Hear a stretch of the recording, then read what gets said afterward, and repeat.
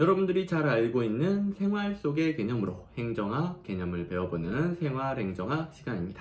이번에는 정부가 각종 부동산 정책을 시행하고 있는데 이 부동산 정책에서 나타나는 파생적 외부 효과에 대해서 알아볼게요. 파생적 외부 효과는 정부가 개입했을 때 원래 의도한 효과가 있겠죠. 정부가 어떤 정책을 한다라는 것은 의도했던 효과가 있었던 겁니다. 그런데 그 의도했던 효과 외에 부작용으로 나타나는 것을 파생적 외부 효과라고 그래요. 우리나라에만 존재하는 전세 제도라는 게 있잖아요. 이 전세 제도가 정말 특이한 제도인데 역대 우리나라에서 어떠한 파생적 외부 효과가 있었는지 들어보면 사회 현상에 대한 공부도 되고 전세 제도는 우리 생활 속과 정말 밀접한 관련이 있죠. 정말 우리나라는 전세가 보편화되어 있죠. 여기에 대해서 지식도 얻어갈 수 있을 겁니다.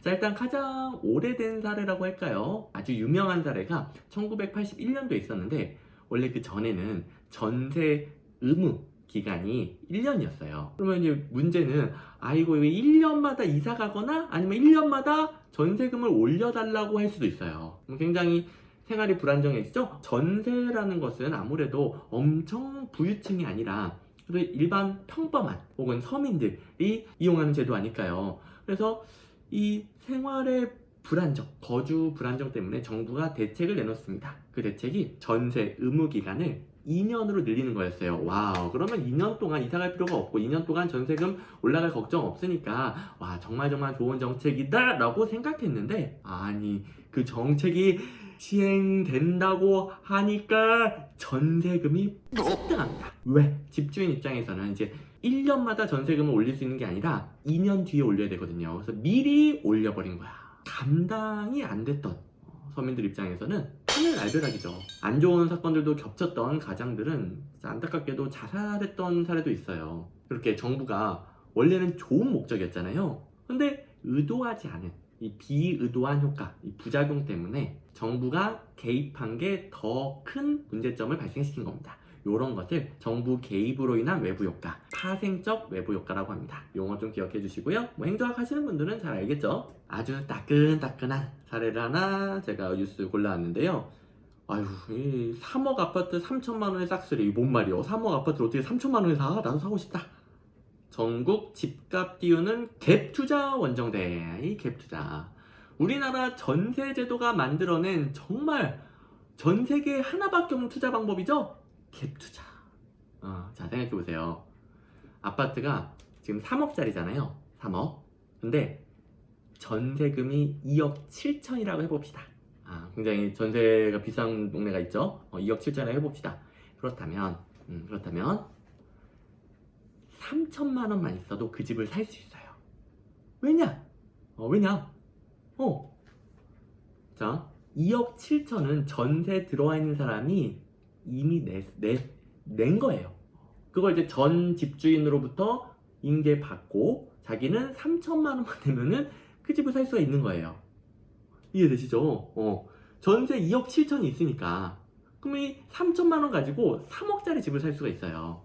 근데 나중에 전세 기간이 끝나면은 2억 7천만 원 돌려줘야 되긴 하겠죠. 그런데 갭 투자라는 것은 집값이 상승해서 전세금도 같이 올라가면은 집값 상승만 해도 그 집을 이제 다른 사람에게 팔아먹고 빠질 수도 있고 아니면은 집값이 상승하면 전세금도 같이 올라가니까 그 전세 올라가는 수익을 또 얻을 수도 있고 이런 투자 방법이에요.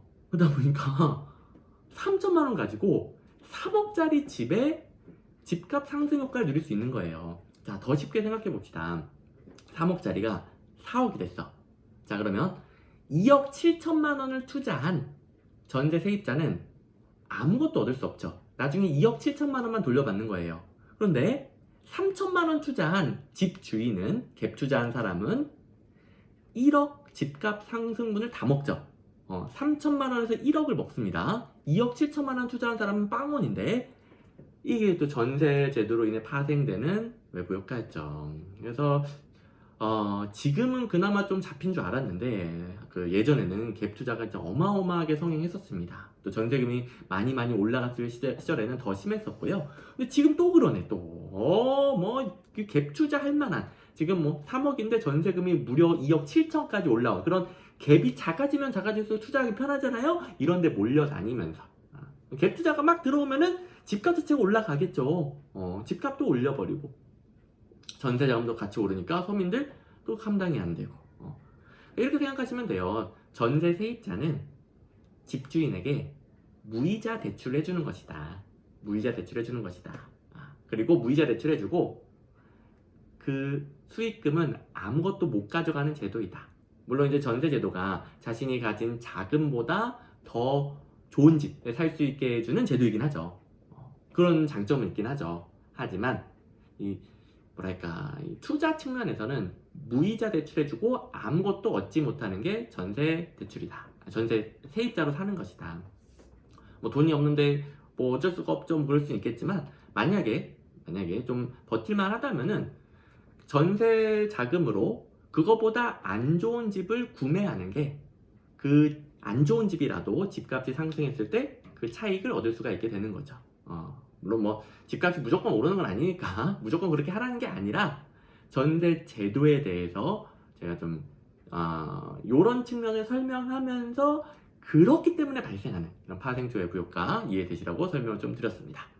자, 갑자기 또 부동산 얘기하니까 제가 부동산 전문가가 아니잖아요. 제 짧은 부동산 지식이 좀 드러나고 있는 것 같아서 여기까지만 해야 될 것 같고 어쨌든 무슨 말씀인지 이해되셨죠?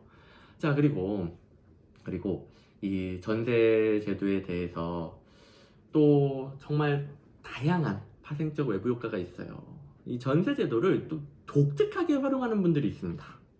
요거 한번 실제 기출문제 있거든요. 기출문제로 한번 볼게요. 기출에 강한 행정안 192번 문제인데 다음 사례에 나타나는 현상으로 가장 적절한 것은 정부가 경제적 약자 보호를 위해 무주택자에게 아파트에 대한 청약 우선권을 부여하는 정책을 실시했다. 자, 이거는 전세제도의 파생적 외부 효과라기보다는 그 무주택자에게 청약 우선권을 주는 정책, 이 정책의 파생적 외부 효과이긴 한데요. 여기서 이제 또 전세제도를 활용합니다.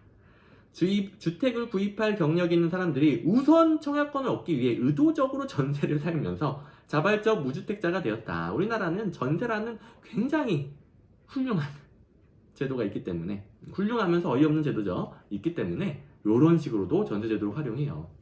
물론 문제 자체는 아파트 청약 우선권을 부여하는 거, 그 정책의 파생적 외부 효과입니다. 그래서 정답은 2번 파생적 외부 효과. 자, 이런 식으로 부동산 정책으로 이것도 이제 부동산 정책이죠. 부동산 정책으로 뭐 전세제도, 아파트 청약 우선권 부여 등등 파생적 외부 효과에 대해서 한번 알아봤습니다. 자, 정부가 좋은 의도로 했던 정책이라 하더라도 정부가 모든 것을 계산하고 모든 것을 예상할 수는 없기 때문에 이러한 의도하지 않은 부작용이 나타날 수 있다는 점. 뭐 공무원 시험 보신 분들은 당연히 알고 있어야 되겠고, 이거는 시험 합격뿐만 아니라 공무원 돼서도 까먹으면 안 되는 내용이겠죠? 재미삼아 보시는 분들은 제가 부동산직이 좀 짧아서 부동산 정책에 관련된 구체적인 논리가 잘 전달됐는지는 좀 아쉽지만 그래도 재미있게 들으셨길 바랍니다. 구독, 좋아요, 알람 설정하고 계속 이렇게 생활 속에 여러분들이 잘 알고 있는 개념으로 행정학 배워보도록 할게요.